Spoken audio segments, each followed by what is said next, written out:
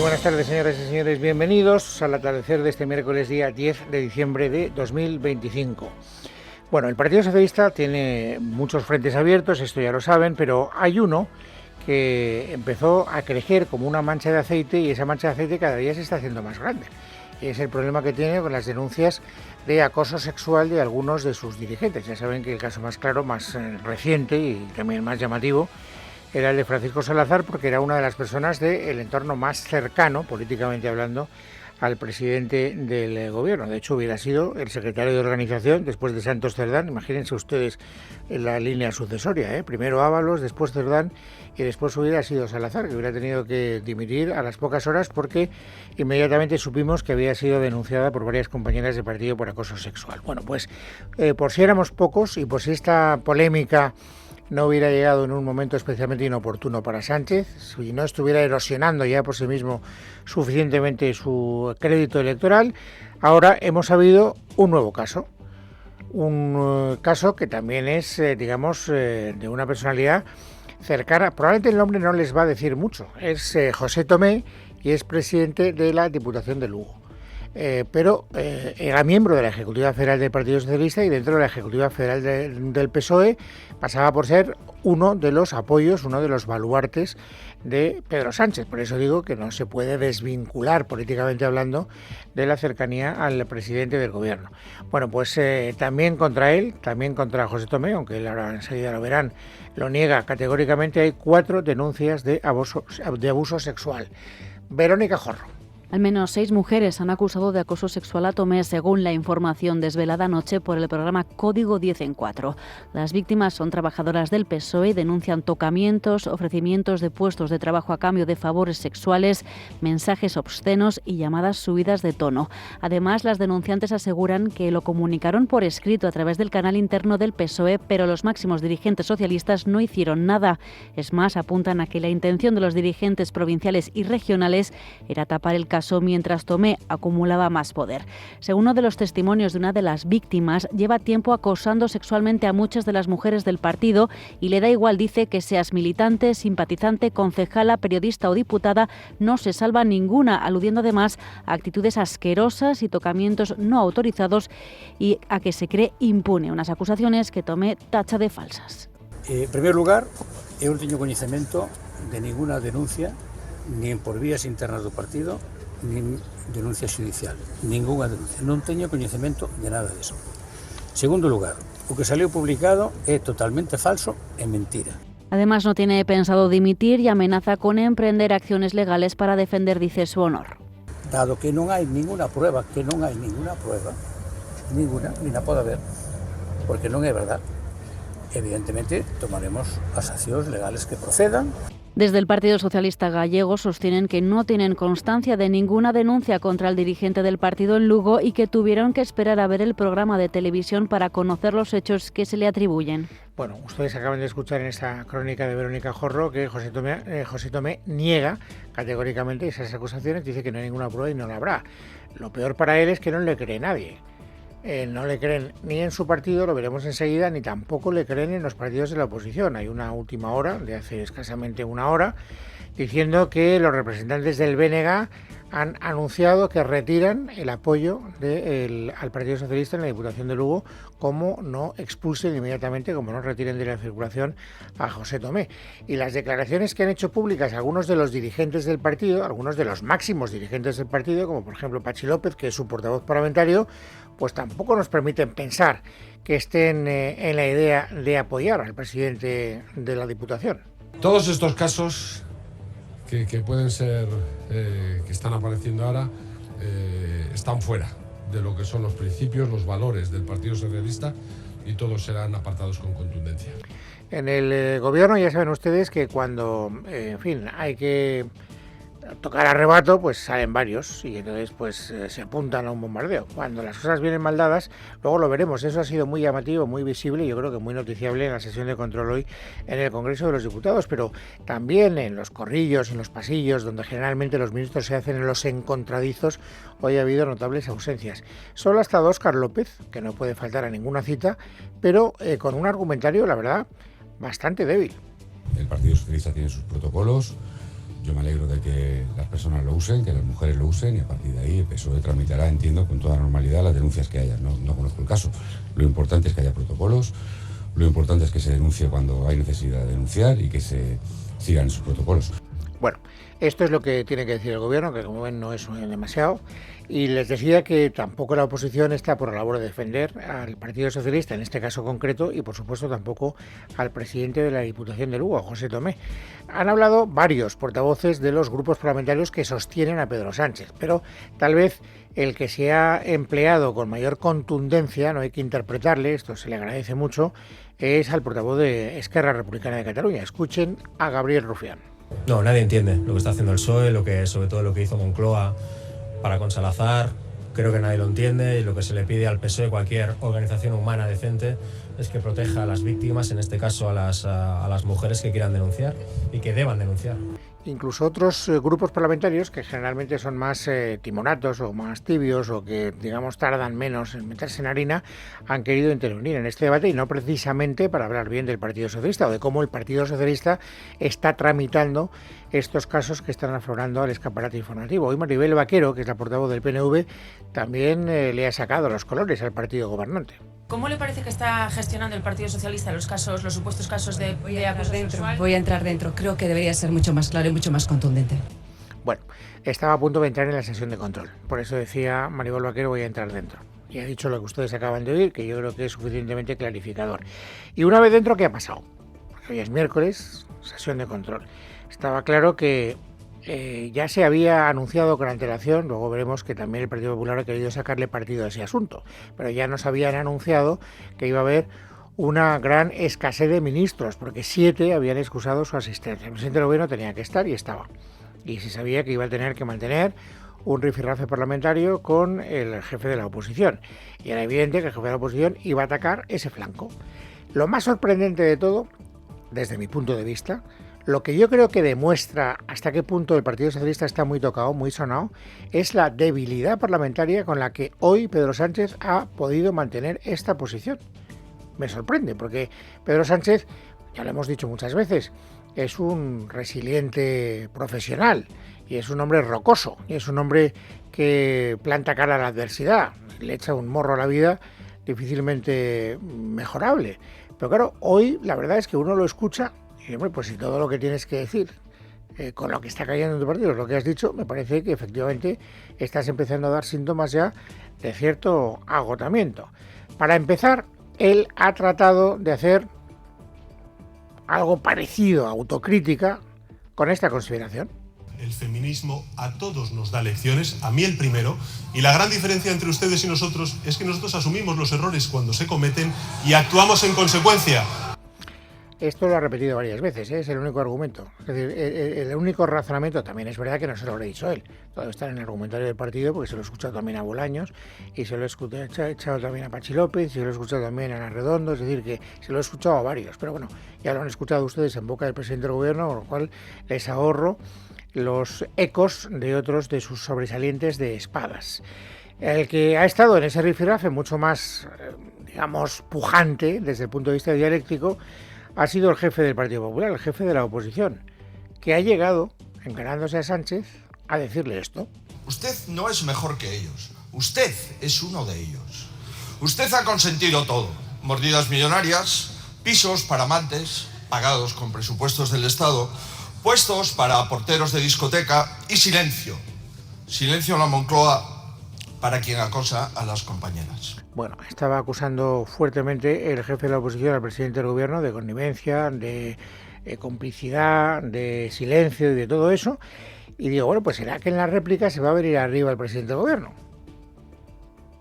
Pero me he quedado perplejo, porque la mejor argumentación que se ha sacado del zurrón el presidente del gobierno es, oiga, miren ustedes, vean las encuestas que hace el Ministerio de Igualdad.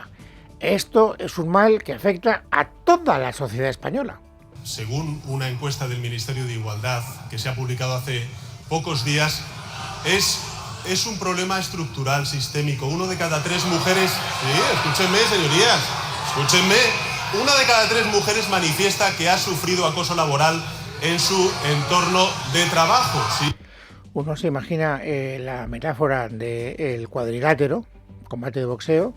Uno de los púgiles está en el rincón, en este caso Sánchez, está siendo embestido con todo tipo de golpes por su adversario y no es capaz de salir del cuadrilátero. Y la verdad es que esa es la imagen que a mí me viene a la cabeza, porque Feijóo, cuando ha escuchado esto que acaban de escuchar ustedes en boca del presidente del gobierno, pues se ha venido arriba.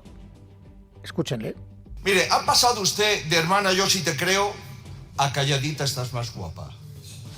Visto lo visto, la lección de feminismo se la debieron de explicar a usted en los prostíbulos. Esos que no le consta si financiaron sus primarias. Bueno, esto por lo que respecta al rifirrafe parlamentario entre Sánchez y Feijóo. Con esto yo creo que tienen ustedes una idea bastante aproximada de lo que ha ocurrido. Les decía hace un instante que esta era una sesión de control hasta cierto punto descafeinada, porque ya se nos había anunciado con carácter previo que muchos ministros y ministras no iban a estar. Pero el Partido Popular, la verdad es que Esther Muñoz está, yo creo que revelando como una portavoz parlamentaria bastante eficaz. Y además yo creo que se nota por las caras que ponen los miembros de la bancada azul cuando habla Esther Muñoz. No les gusta, les hace daño algunas de las cosas que hacen. Y fíjese, hoy ha tenido yo creo que un gesto pues bastante razonable o bastante, en fin, oportuno desde el punto de vista parlamentario, porque ha utilizado las ausencias de destacadas miembros del gobierno, empezando por María Jesús Montero, para atacar al gobierno y a María Jesús Montero. Yo quería haber interpelado, incluso haber preguntado en sesión de control a María Jesús Montero, pero no ha venido. Y algún ciudadano cándido podría pensar que no ha venido porque tendría una agenda importantísima. La señora Montero no ha venido y no tiene agenda hasta las 4 de la tarde. Ha sido muy valiente para encubrir los casos de acoso sexual contra compañeras suyas y muy cobarde para venir aquí a dar la cara. Bueno, yo creo que es un argumento bastante eficaz. Es más, cuando ha terminado la sesión de control era el momento de las interpelaciones parlamentarias. Había una interpelación que había presentado precisamente Esther Muñoz contra Yolanda Díaz. Y yo creo que el coreógrafo del gobierno se equivoca gravemente, porque no se da cuenta de que muchas veces las imágenes tienen una fuerza que no es comparable con la que puede tener un discurso. Ya lo dice el viejo proverbio, ¿no? Una imagen vale más que 100 palabras. Y claro, en el momento en el que le tocaba defender su interpelación a Esther Muñoz, a la portavoz del Partido Popular, la bancada azul, la bancada del gobierno estaba desierta. Solo estaba Yolanda Díaz y el Masaiz en el otro rincón. Solo. Es decir, y se sabía que la interpelación iba también a tocar, aunque fuera de Rondón, aunque no fuera, digamos, el objetivo exclusivo, el asunto de los casos de abuso sexual y de machismo que están exhibiendo algunos militantes egregios del partido gobernante. Claro, se lo han puesto a huevo. ¿Ha visto esa imagen? ¿Ha visto ese panorama tan desolador? Y Esther Muñoz ha dicho esto. ¿Está usted viendo la bancada? Mire la bancada azul. Está sola. La han dejado sola para defender al gobierno de todos los casos de corrupción y de acosos sexuales que le rodean. Bien, no estaba cómoda Yolanda Díaz, estaba sola, es verdad, estaba sola. Insisto, esta es una imagen, yo creo que muy reveladora de cuál es la situación en la que vive el gobierno. Y por eso digo que los que deberían cuidar la coreografía, yo creo que están a pruebas, porque han permitido que esa imagen se cuele hoy en todos los informativos y en todos los medios de comunicación. Desde el punto de vista estrictamente parlamentario, estrictamente retórico, tampoco crean que Yolanda Díaz ha hecho una defensa especialmente eficaz. ¿Por qué? Pues porque, bueno, mejor que la escuchen. Las mujeres de este país lo que necesitamos hoy es una alianza. Y lo que necesitamos las mujeres hoy, usted y yo, es que ni los Cerdanes, ni los Koldos, ni los Salazares, se llamen como se llamen, o el alcalde de Alpedrete, señora Muñoz, el alcalde de Alpedrete que dijo barbaridades sobre el machismo en este país, o el señor Feijóo que ha justificado un divorcio porque tuvo un maltrato, porque tuvo un divorcio duro. No merecemos eso. Bien, tampoco voy a perder mucho tiempo comentándolo porque tengo que economizar el poco tiempo que quedo para contarles las muchas cosas que están pasando. Ahora les voy a contar lo que ha ocurrido durante el enfrentamiento que han mantenido el secretario general del Partido Popular, Miguel Tellado, y el ministro de Justicia, Bolaños. Yo tenía, y me imagino que muchos de ustedes, si siguen de cerca la actualidad, bastante curiosidad por saber cómo reaccionaba Bolaños a la sentencia que ayer conocimos del Tribunal Supremo condenando por revelación de secretos al fiscal general del Estado. Pero antes de entrar en ese capítulo de, digamos, el protagonismo judicial, déjenme que les cuente una noticia de última hora. No la vamos a poder desarrollar mucho, pero que tiene que ver precisamente con la acción de la justicia a la hora de atajar casos de corrupción. Y es que hace escasamente 7 minutos ya había empezado este programa cuando hemos recibido una alerta que creo que no vamos a poder desarrollar mucho, pero vamos a darte todos los datos que tenemos, y es que la llamada fontanera del PSOE ha sido detenida y está en este momento, creo, Esmeralda Ruiz en el calabozo. Sí, ha sido detenida este miércoles. Sabemos que está en los calabozos hasta ahora de la Guardia Civil en Tres Cantos y, bueno, pues Leire Díez está imputada, por recordar a nuestros oyentes, por cohecho y tráfico de influencias por el Juzgado de Instrucción 9 de Madrid. Esta es la noticia de última hora que acabamos de conocer y que entiendo que todas las redacciones, incluida Libertad Digital, estamos tratando de ampliar para poder ofrecer más detalles en próximos minutos. ¿Qué novedades aquella puede determinar una orden del juez que podría haberse tomado en otro momento? Es algo que a mí todavía me sorprende. Por eso digo, no puedo ampliar la noticia, pero no deja de ser un acontecimiento muy impresionante que Leire Díez esté en este momento en los calabozos detenida por orden judicial. Bueno, hablando de cuestiones judiciales, les decía, yo tenía mucho interés por ver cómo reaccionaba el ministro de Justicia ante la sentencia que conocimos ayer en su literalidad que condenaba al fiscal general del Estado. El encargado de interpelarle era, se lo he dicho antes, Miguel Tellado. El resumen de ese enfrentamiento queda así. Señor Bolaños, ya lo vaticinó usted. El tiempo pondrá las cosas en su sitio. Y ahí lo tiene, 200 páginas de una sentencia del Tribunal Supremo que es demoledora. Álvaro García Ortiz es el primer fiscal general del Estado de la historia condenado.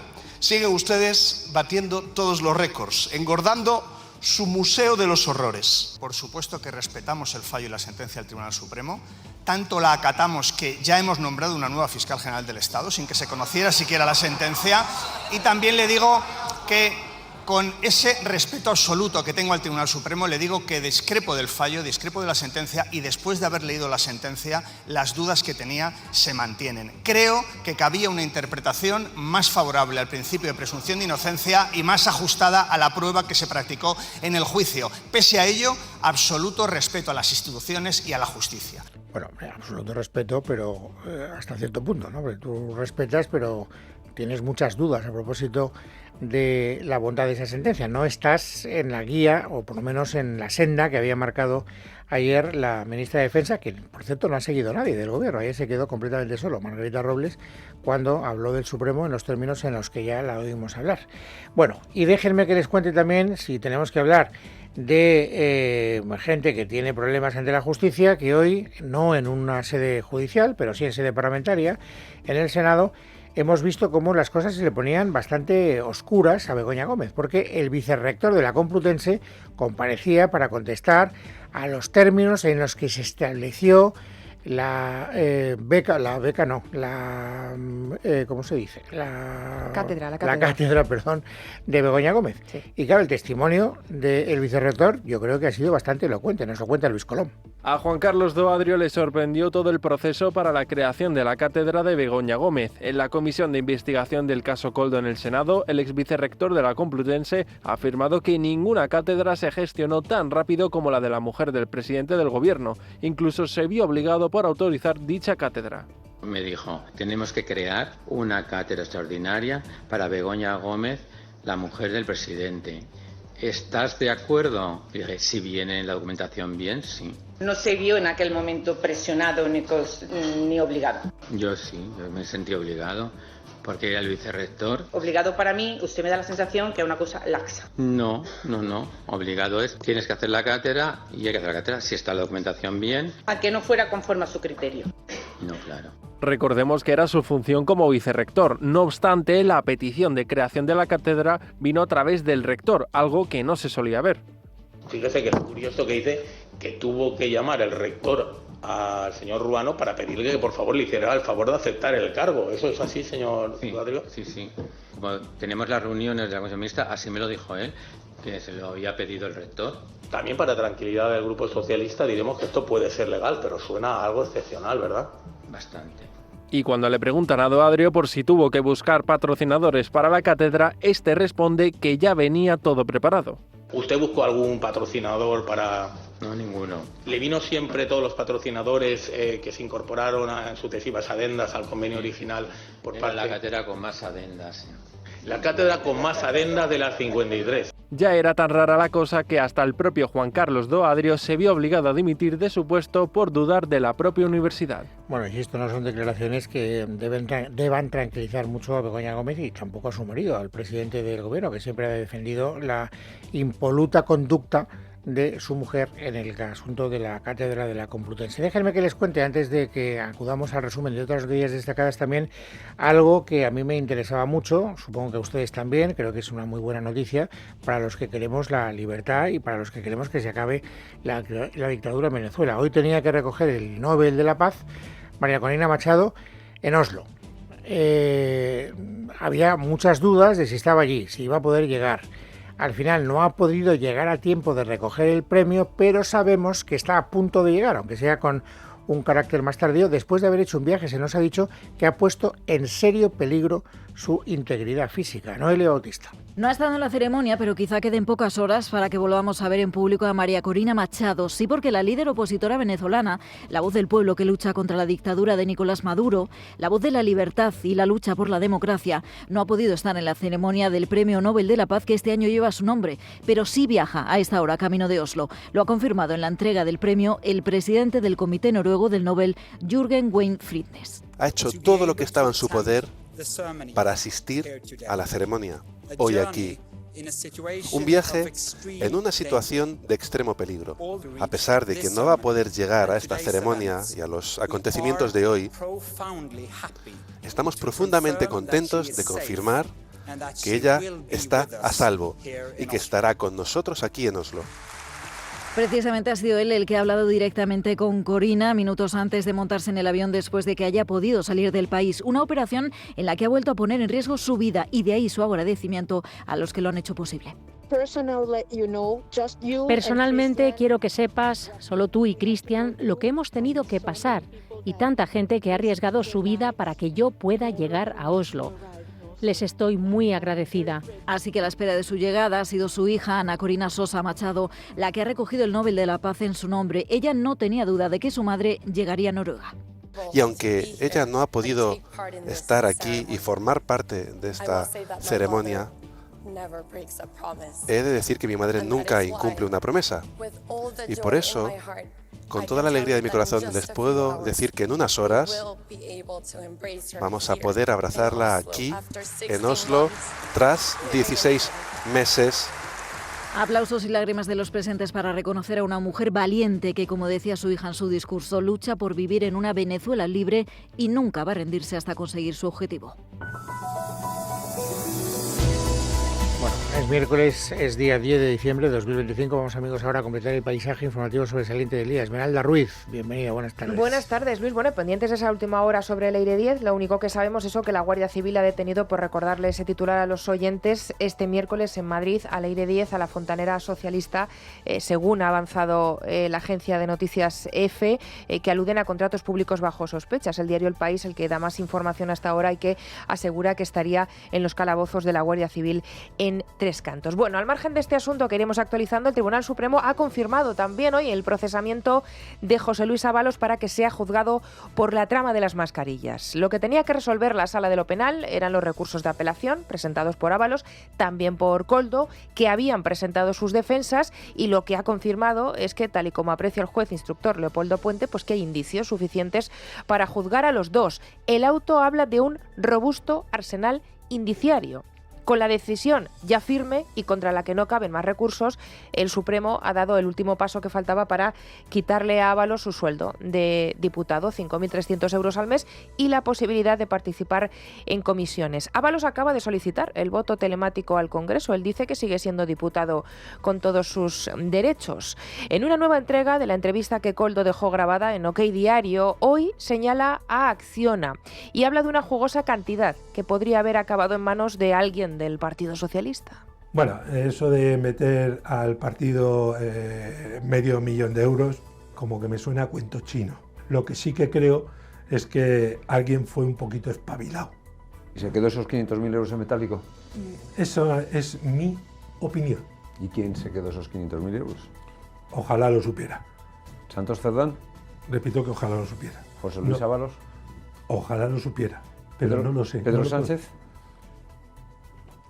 Pues hombre, si hubiera sido el señor Pedro Sánchez, la verdad es que me hubiera llevado otra gran decepción. Ya no libra ni siquiera Ábalos, con quien comparte celda. Por cierto, que la mujer de Cerdán, Paqui, no acudirá el lunes a declarar a la comisión del caso Koldo en el Senado. Ha presentado un parte médico, según varios medios informan a esta hora, que le imposibilita poder asistir a esa comparecencia. Bueno, también hay novedades a esta hora ya en lo político, centradas en Aragón, porque parece que se empiezan a mover las cosas en dirección a un adelanto electoral. Hay varios medios, ABC, Voz Populi, que se atreven incluso a fijar una fecha, el día 8 de febrero. Saben nuestros oyentes que el presidente de Aragón, Jorge Azcón, se ha dado de plazo esta semana para tomar una decisión ante la imposibilidad de sacar adelante unos presupuestos. Ayer se reunió con los representantes de Teruel Existe, Vox y el Partido Aragonés. Vox, que podría aprobar esas cuentas, ayer retó a Azcón a copiar el acuerdo de Valencia. Esta tarde el interés está puesto en una reunión que se va a celebrar en una hora, en menos de una hora. El presidente aragonés va a recibir en su ronda de contactos a Pilar Alegría. Nos hemos enterado por la red social X, donde el propio Azcón revelaba el encuentro con un mensaje al que ha acompañado con una fotografía de Alegría y de Paco Salazar.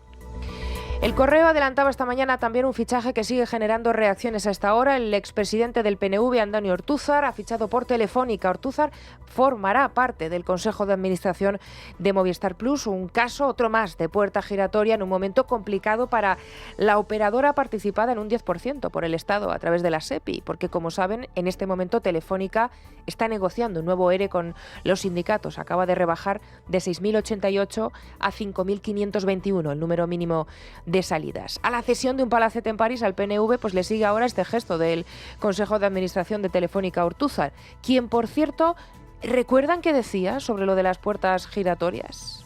En el PNV las puertas giratorias funcionan correctamente. Primero, la gente tiene un perfil profesional, tiene una capacidad contrastada, demuestra en su profesión, en sus quehaceres profesionales su valía, y después asume, tenemos la suerte de que muchos de ellos quieren asumir compromisos públicos e institucionales.